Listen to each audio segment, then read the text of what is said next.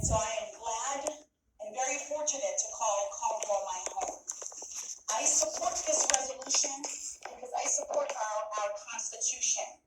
And we, the people, should have autonomy. We should decide whether we want to wear a mask or not. We should decide how we move, and we should be able to move freely without the threat of intimidation. And so I am very, very thankful that you all have introduced this resolution. And I'm also very hopeful that it will pass. Because if it doesn't, I am prepared to do anything to fight for my family's rights. And so that's what I want to present to you today. Please pass this resolution. Please allow Americans to decide for themselves what to do with their bodies. And please uphold the Constitution, because that is what we are sworn to do. Nothing more and nothing less. Thank you so much. God bless all of you.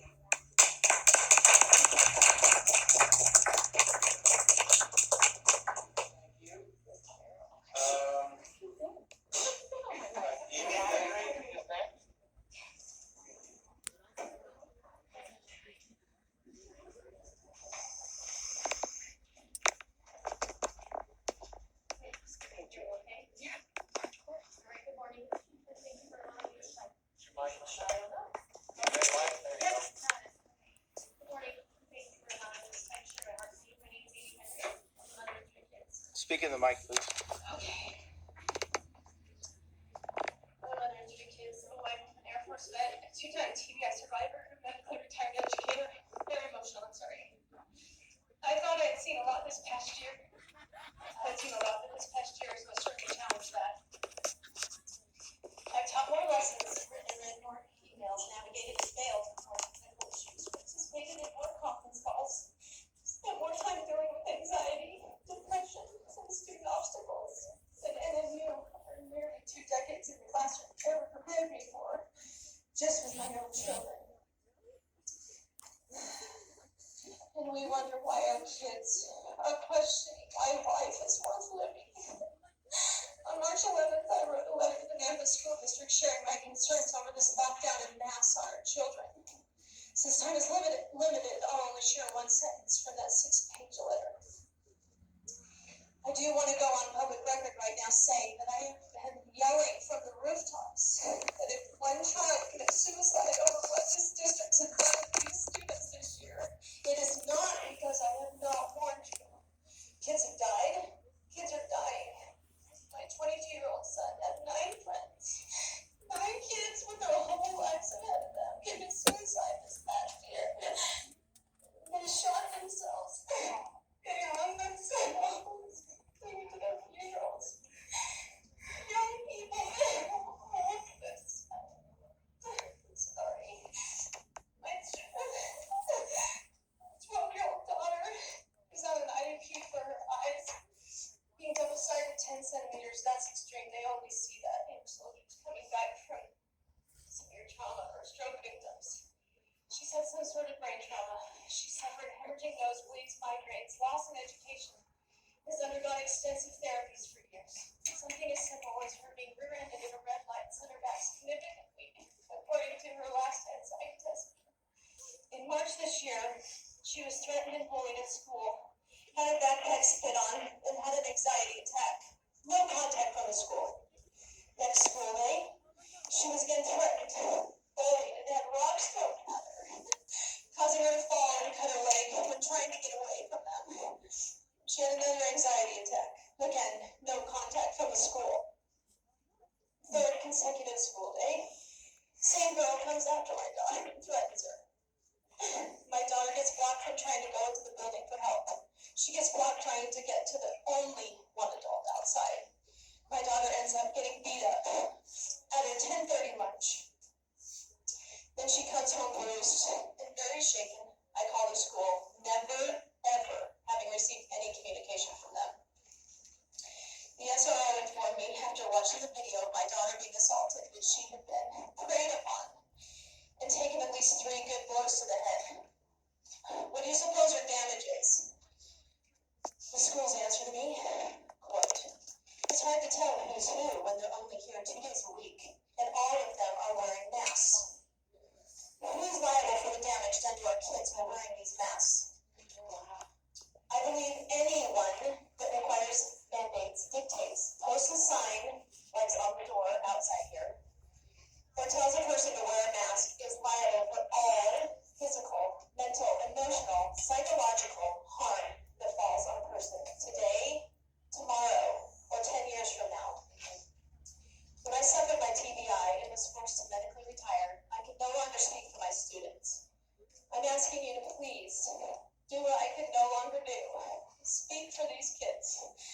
Give them a voice. Join me and a group of NAPA moms who came together less than 2 weeks ago in a movement and effort to unmask our children. Since then, NAPA's Parents for Mask-Free Schools has grown to over 500 people, and we are encouraging parents all over this country. Please pass this resolution. Bring us to normalcy in our lives again. And help us. God bless you. Thank you.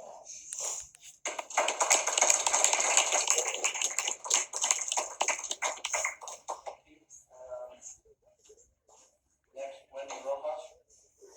I'll defer my time. Okay. We will go to Sheila Millet. I'm pronouncing that correct. You are safe. Hi, good morning. My name is Sheila Millett. I'm a fourth generation Cannon County. I wanted to come before you guys today to speak about the Freedom Resolution. I believe that this resolution is necessary for our health district.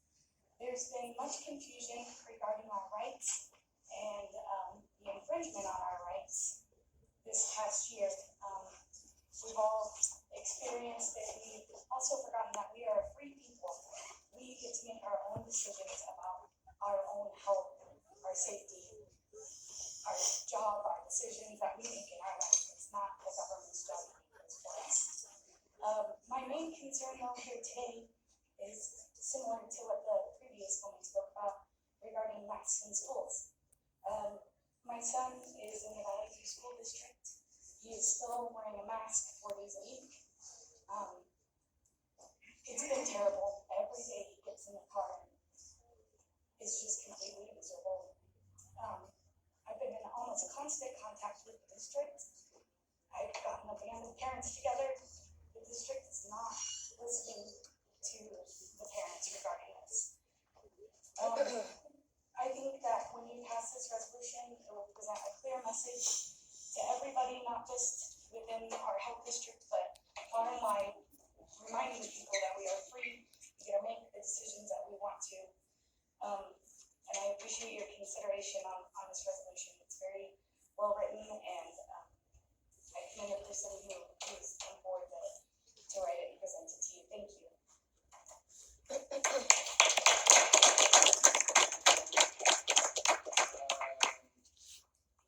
Claudia Friend.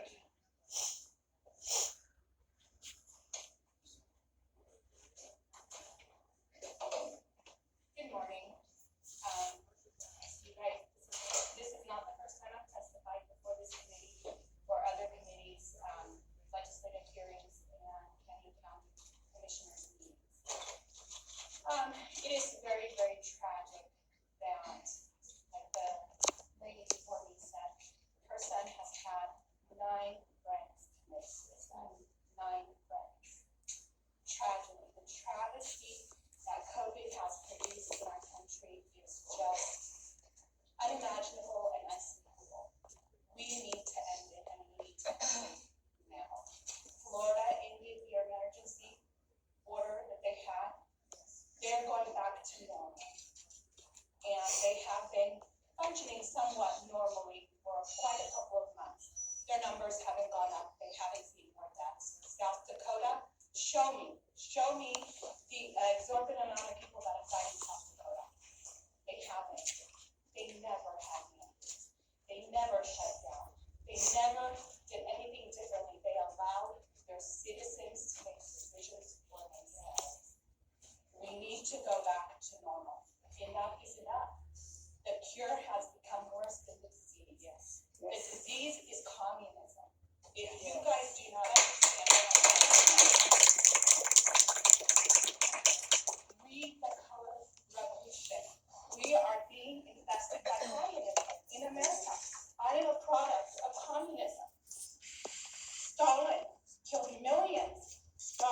people, starved them, not because we didn't have food, to control them.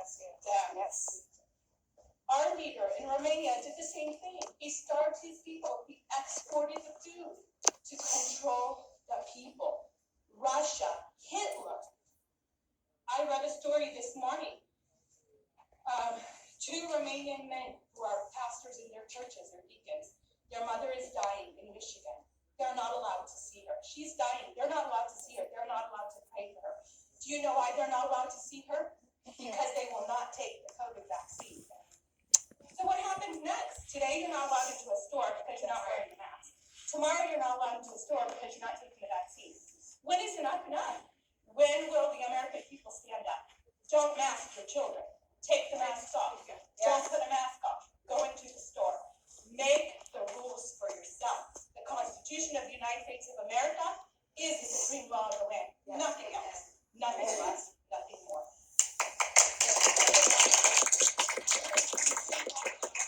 I was in Twin Falls this weekend for a soccer tournament.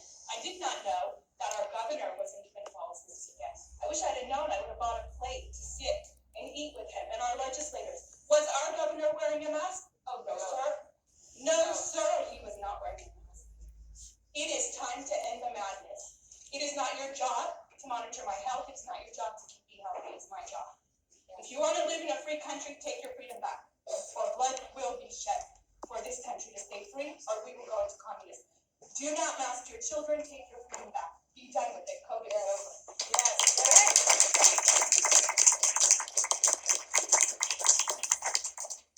Thank you. Casey Baker.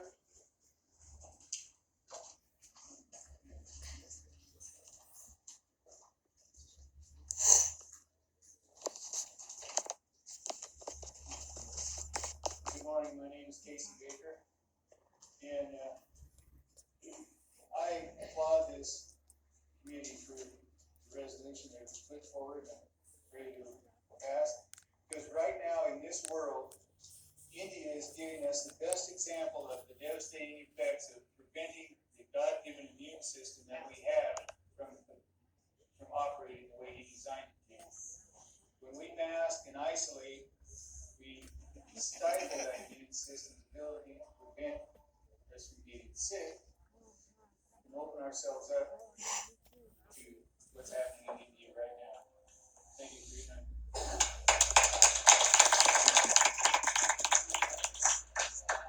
Margie Baker.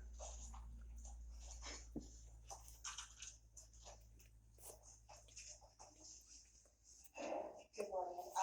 I'm actually very displeased with what the comments were saying the last time that we had a meeting for the government to put mask mandates. Perhaps. However, the emergency lockdown, that is just as damaging. I've been reading, doing research on that. You can read on the American Institute research forum, and it's .org. And they will tell you the lockdown is one of the worst things they can do to humanity. Crimes and they're happening left to right, and it's despicable. And you need to listen to us today. Today, this is what we want the resolution. And we actually want more than that. We want the emergency lockdowns to disappear. That is what we want more than anything in the world. Because you are depriving us of our liberties, our rights, and people are dying because of the lockdown. Not so much of COVID, because of the lockdown. And another place in that we don't have that, but still, emergency lockdowns. So, thank you so much.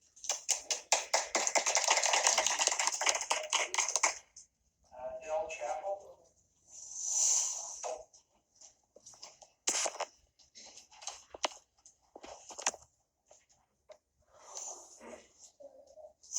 Del Chapel, I live here in Napa, 11. Thank you for actually putting this forward. Whoever's responsible for this, it's a good reminder to the rest of you that didn't support this. You're number one in my book, if you know what that means. This is long overdue. From the very beginning of this is not your guys' job. It's not government's job. If this was Ebola, I'll tell you right now, I'll be sitting in my house hiding control. And most of you bit hook, line, and sinker. And now what do we have? We have a bunch of control over the people. And there's gonna be more. COVID's not over. I disagree with whoever said that. It's not over. No. We're just getting rolling, guys. Yep. This is all about Controlling. you have the courage to do what needs to be done and not act like you're some little dictator. And it's not, I'm not pinpointing you guys. It's our whole government system. We jumped on this, man. They want it. They want to control us. They want to control every aspect of our lives. They want to control how many pieces of toilet paper you use ultimately. And we got the technical ability now to control people down to the very last aspects of their life. And that's what's happening here. You can see it all over the world. This is not an Idaho thing. This is not a United States thing. This is global. Yes. And now you guys have put yourself into a position of leadership, and this is where the fight has to begin, is right here. That's right. At the lowest level, we gotta fight our way all the way up to the top. Because this is just beginning. And as the last person said, when they take the food away, which is ultimately what they do to really control us, they're trying to avoid that. People are gonna get really angry. And when I have nothing else to live for, and my children are not fed, I am gonna be one ugly son of a gun. I'm gonna be a terrible person. And I'm gonna take it out on people that I think are responsible for doing it.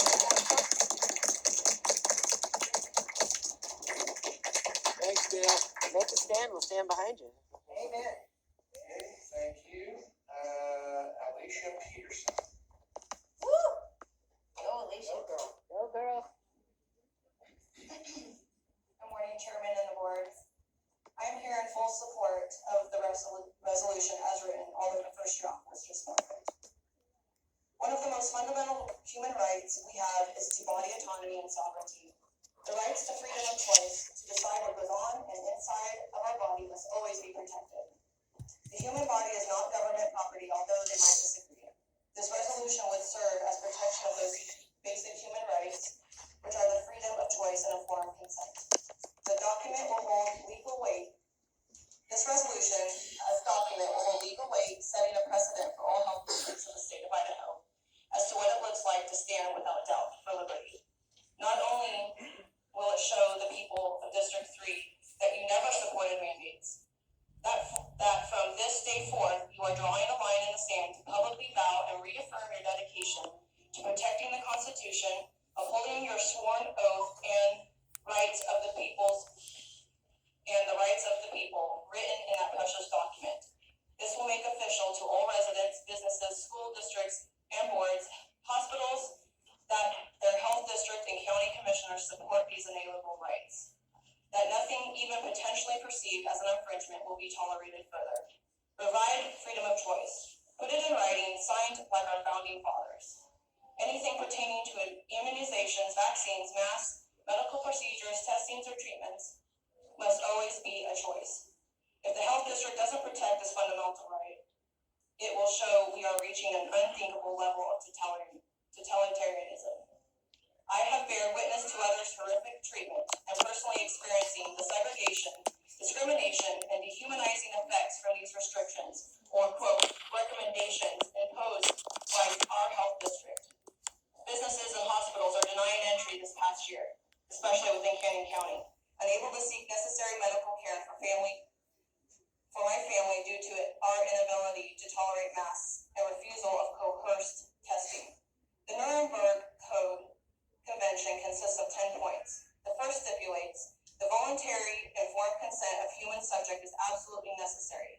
The question remains, is it really voluntary if you are not allowed to work, travel, send children to school, banking, or even visit restaurants and grocery stores if you do not submit to the experimental vaccines? Force doesn't always mean physical. Force also comes by coercion, manipulation, and threats to deny someone services or care. The 10th point, no experiment should be performed where there is reason to believe that death or disability injury will occur. Countless health and control authorities in several counties stated how they expected this to happen on a fairly large scale. Children are still being forced to wear masks by the schools. Employees at businesses are still required to suffocate themselves, causing self-harm. This whole year, the blame for these restrictions implemented was on the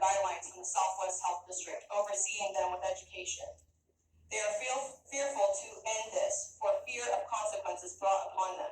I can testify that after March 24th, the day the board voted to remove all recommendations pertaining to COVID-19, including the color health alert, I spent 3 consecutive weeks, daily, up to 6 hours, handing out packets of the very copies used in that meeting, educating the businesses on the new changes, as I believed that the health district was not going to relay this vital information. Sure enough, no one had been informed. One thing that was difficult to combat when they read the joyful news was that the health district still recommended people follow the governor's orders and CDC guidelines and recommendations. That needs to be removed. The city of Nampa especially has been very deceiving when saying the mayor says she has fully opened Nampa. Everything the city council has control over still remains closed. Let's truly open all counties to full capacity without any restrictions, further protecting us from the very orders that infringed upon the rights of the people. Let's protect the culture and community of Idaho and all of the ways of life we enjoy. I will leave you with this thought in mind. Who owns your body? The right of the people to be secure in their persons shall not be violated. The human right that controls